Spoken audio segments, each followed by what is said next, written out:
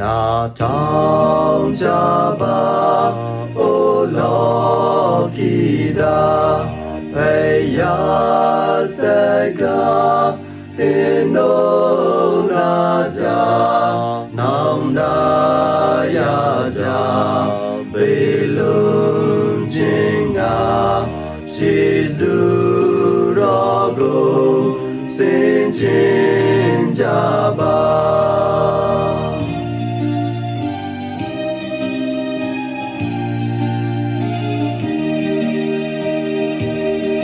အစင်ခြင်းပဲ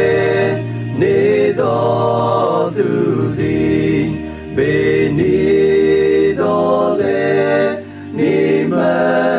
မသည်ဘေတီတော်ချိန်ကေတော်မူပါတောင်းပန်တော်လေဖယားမကြ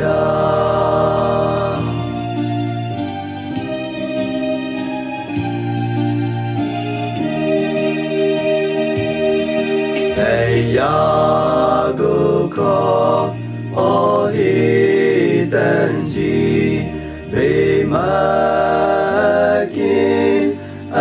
လုံးမရှိဒုက္ခချမ်းသာတင်တော်မယာအစင်အမြဲခံနိုင်မီလော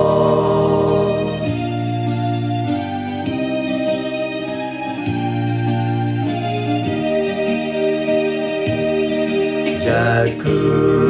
စဉ်းစားတတိပြုပါအပြေကိုရှောင်းနောင်နာကိုရာရွှေပြေတော်ဝင်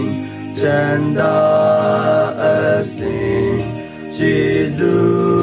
တော်အားဖြင့်လူခံခြင်း